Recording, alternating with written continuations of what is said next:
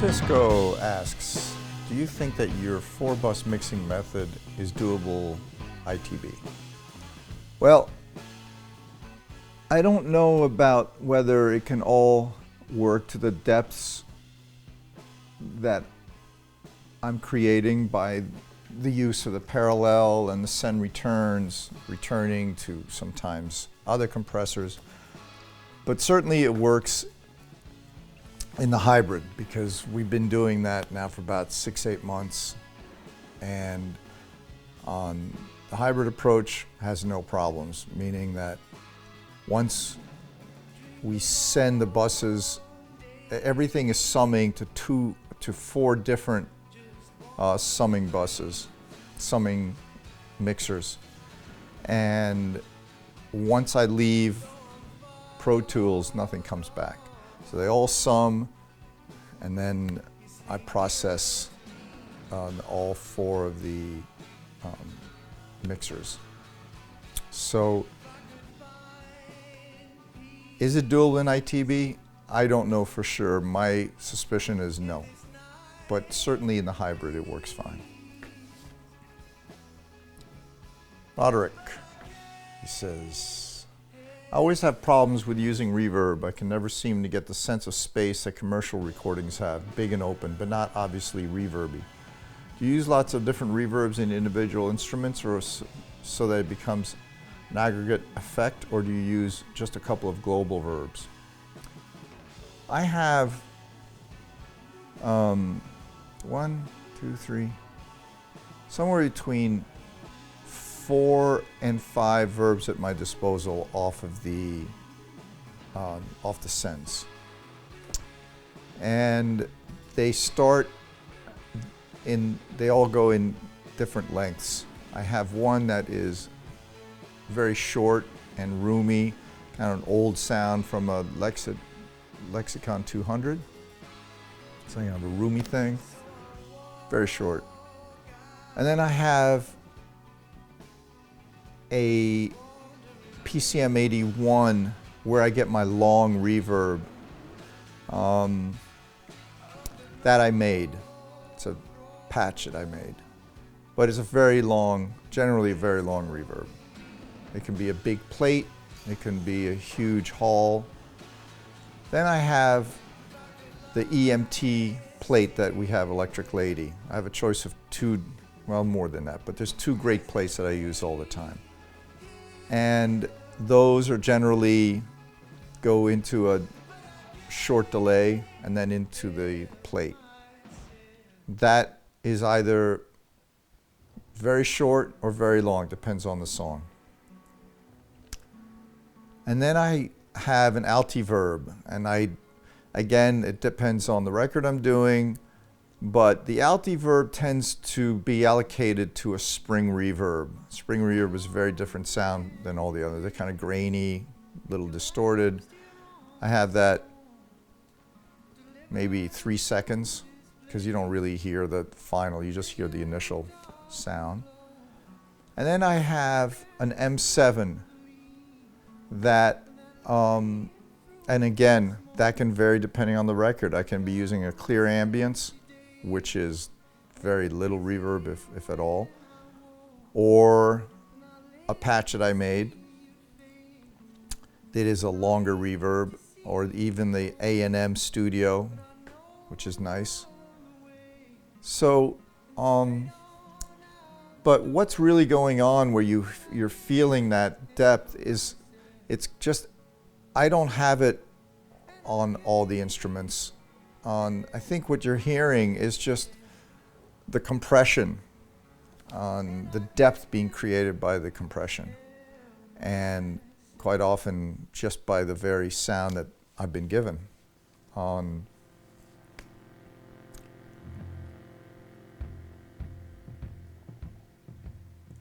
And there's also little delays going on. I might have, instead of using a reverb, I might have a delay with a fair amount of repeats, a short delay. So in essence, it appears to be going deep, but it's not a reverb. I have fun doing that quite often. I may use The Benson. The Benson has an amazing sound that quite often you would think is some form of a spring reverb or something, when in fact it's just a delay. And I have many delays, different sounds, and I use those.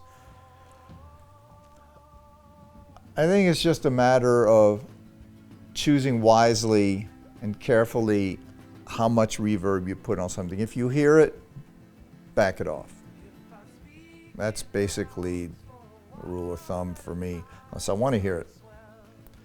But by just adding a little bit of short room and maybe also adding a little bit of a spring reverb, a little something, it creates a depth without it sounding reverby. And of course, if you send a delay to the reverb, you're hearing the initial sound and then the reverb. And sometimes, of course, that gives you a more present sound. So Emre asks, what is your favorite vocal reverb for a big, long, lush style? Also, what advice could you give to someone who wants to get the low end right? Those are two very different questions. Bass, growling but not overpowering. Kick pumping, not weak but not boomy either. Hardest task I find in mixing. I don't know if I can answer both those questions in the time we have. I'll start off with a simple one. Vocal reverb for a big, long, lush style. It doesn't have to be a reverb.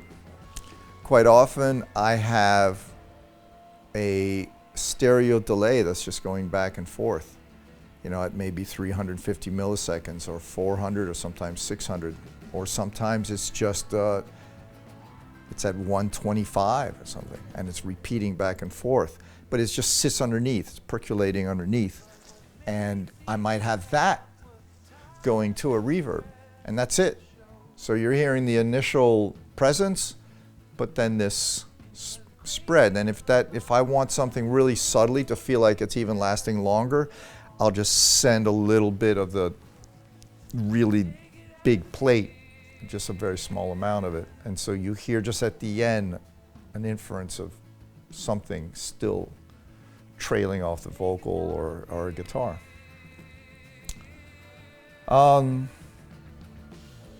Getting the low end right.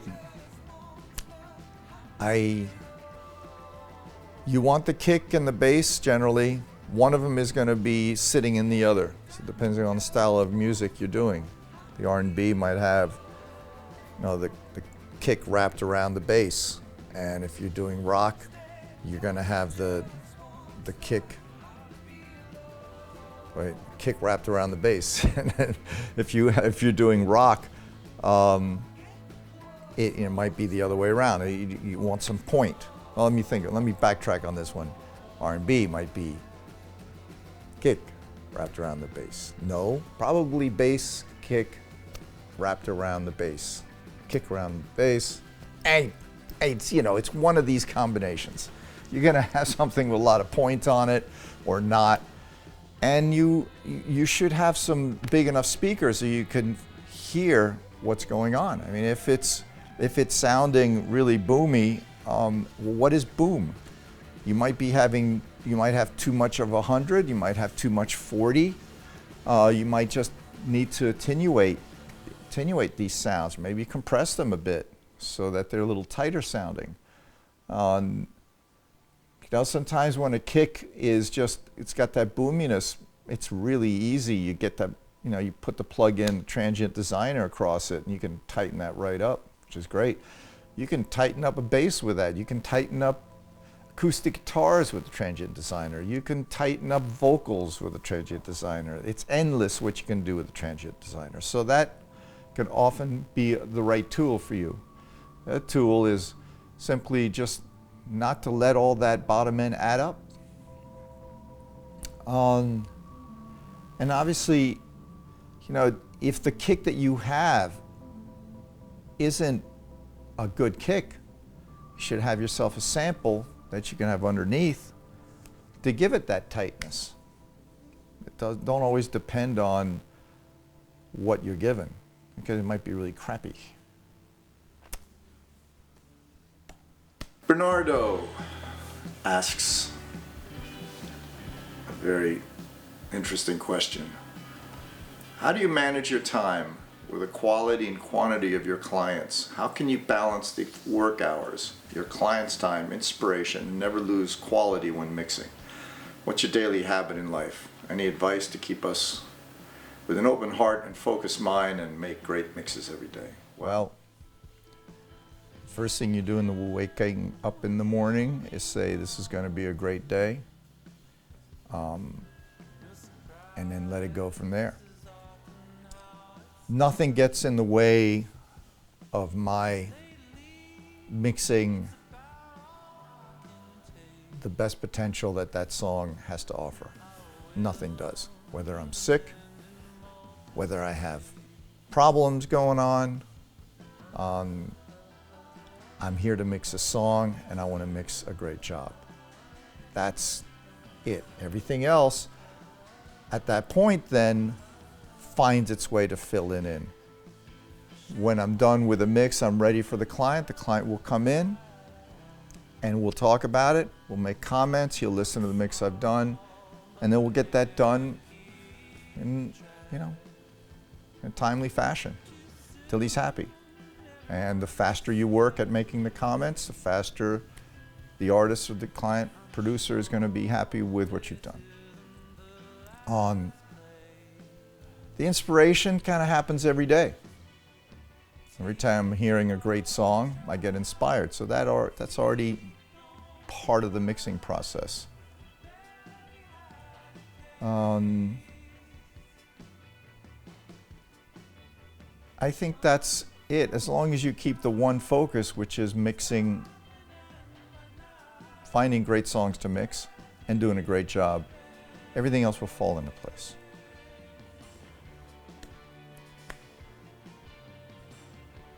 Ben says, tell me one piece of hardware that you have not found an emulation for and that you cannot live without. Thank you for your time, sir. Well, if I tell you that, somebody out there is going to go immediately find that emulation, start making it, and then release it probably before me. So my answer to that is, I'm not telling you. AJ Steele. I was wondering how you deal with the mid-range. I find sometimes it can become a little hard, especially guitars and making rock vocals. But then when I try and tame it in the track, it loses its excitement and energy.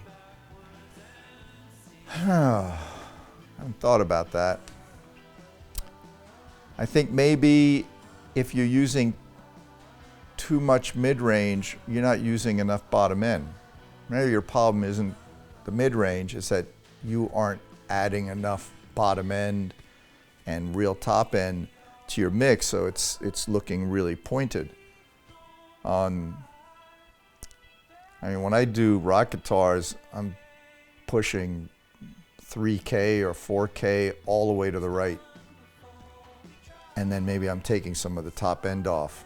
So one would think that that's going to sound really, really harsh and mid-rangey, but it doesn't because the rest of the track is so fat, so it just kind of sits there.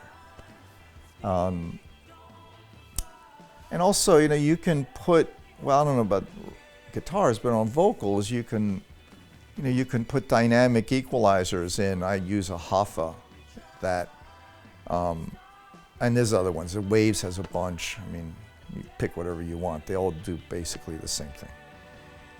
And when the mid-range in a vocal just gets a little bit too aggressive, just nice lead brings it down, or you choose a compressor that doesn't enhance the harshness of the mid-range.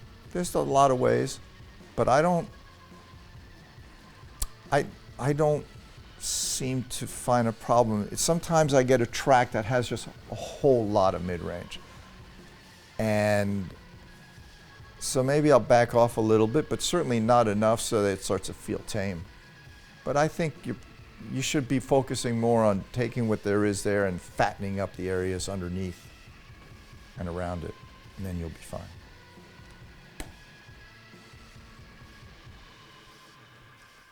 Carrie Boyle says, is it a vegetable, a mineral, or an animal? And the answer to that is it a big block? Douglas writes a lot. Riding faders. Riding faders and getting the dynamics by being a bit physical with the faders. And he asks, when mixing dynamic vocals, how much will you depend on compressor limiters for dynamic control before you leave the dynamic control up to the fader, to your fader ride? Well, I can give you like a 1 minute explanation, but the best thing is at the seminar I actually spend a day on a workshop showing you how that works. To answer your question is, I will control it with in pre-compression. I'll control the, I might even use some plugins in Pro Tools first. I might use an 1176 followed by an LA2A first, even before it gets to the desk. And on the desk, I might have in an insert another compressor that just tones it down a little bit. I'm not trying to squeeze the life out of it. I'm just trying to get a little bit more control. And then when that feels right and it's not out of the pocket all the time, too quiet, too loud, too explosive, then I ride it a lot so that I can get the dynamics without fighting the fact that it's either too loud or too quiet.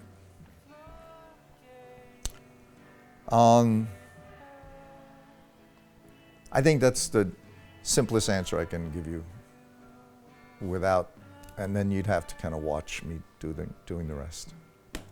Germans asks, do you use any EQ across the master bus? If so, is it the same curve or a curve always work or like?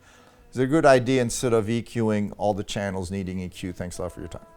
Well, I have I consider it's a mastering rack. When I'm done with the mix, there's very, very little that the mastering engineer needs to do. I am preparing it for him. I'm not slamming it. He still has room to be mastering. He has some levels, he has some, a window there.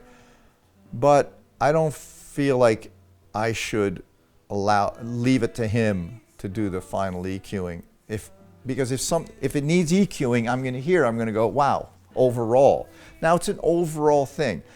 And it depends again, because I get different tracks from different artists every day. The engineering of those tracks are going to vary. And sometimes, of course, I'm doing individual EQing, but sometimes just the overall picture might need just to be pumped up. And so yes, I have EQs as the last part in the chain. It's after the compressors that I use. And even when the compressors, they might barely be moving, but I'm doing the final processing. And that EQing, it varies. It varies on the reason why I need to use it. Maybe it needs a little bit more mid-range that overall, just to glue the whole thing. Maybe it needs a little bit more 90 that it just doesn't sound the same if I do it on individual tracks. I use a clariphonic. I love that. It's very subtle and it's parallel EQ, and I like it. I use it often, and sometimes that's all it needs. I use the curve bender, and again, the curve bender, I might just be bringing up some 16,000. Maybe it just needs some more air on it. Or maybe the track is very thick, and so I'm not actually boosting, I'm attenuating. I might take some 300 and clean it up, and as soon as I do that, it just comes alive. It opens up. So sometimes I do, sometimes I don't, but it's there for my use. Oligarish, or maybe Oligaric, asks, Saturation. Every sound in your mix sounds with character. Like if it would be saturated or something, how often do you use saturation tools? I have one of my sends, aux sends to this little distortion unit that I have. It's very warm, it's very natural. It's kind of feels like it's got even harmonics as opposed to the crunch odd harmonics. And I use it if it's necessary. Again, every day is different. The tracks are different. There's sometimes when it's so well recorded that I don't really need to touch anything. So, yes, I use them when I need them. And it certainly gives it character. Sometimes a track's just too clean and you want to dirty up the drums. You know, you can take the drums and send it to, if all you have is, what would be the decapitator is one. You could put it in the decapitator and then, you know, just add it to the drums. And now you've got dirtier drums. You have to know that, you know, that there's reason for it, that they need to be a bit dirty. High and low pass filter. Are you using high or low pass filters on every track? That's a good question. I use high pass filters on every track except for maybe kick and bass.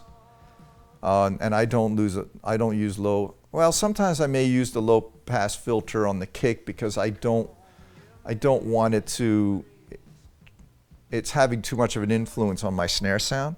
But overall, I always clean up the bottom end because I take out what I don't hear, and then I'll bring it up all the way to the point where I hear the bottom end disappearing, then I'll back off. So I get rid of all this stuff that you don't really hear but you don't need.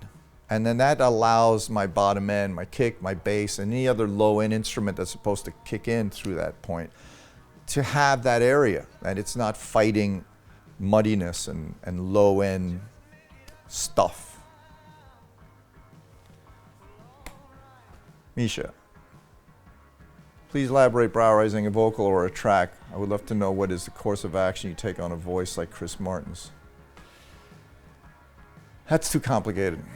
I can't really answer that. That's certainly something, if you come to the seminar, I will discuss in detail. But, you know, it's all based on emotion. So that's, in a nutshell, what I do.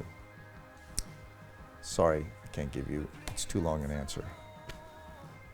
Skip says, I've been working with your multi-bus technique in the box for about a year now, and one of the things that puzzled me is when to make adjustments to the individual buses to get the appropriate amount of reduction on each bus.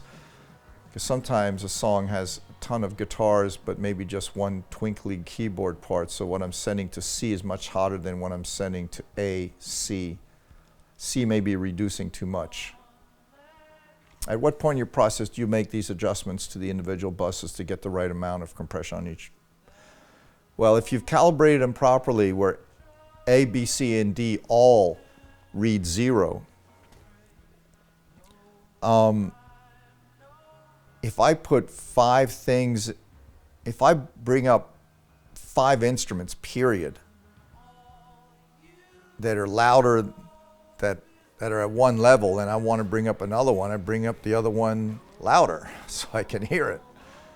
I mean, and if I'm hitting the compressor, let's say C too hard, it's actually going to get quieter. And if I'm sending a little twinkly thing to A, you're going to naturally hear it louder. But if you're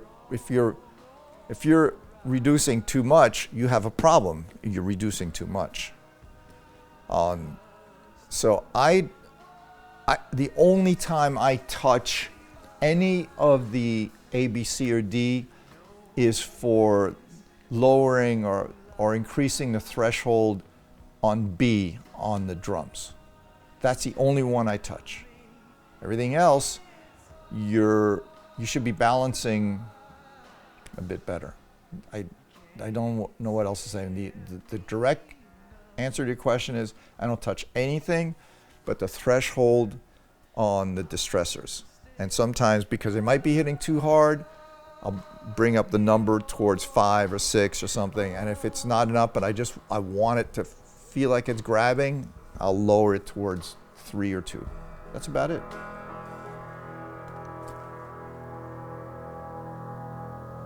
I think that's it.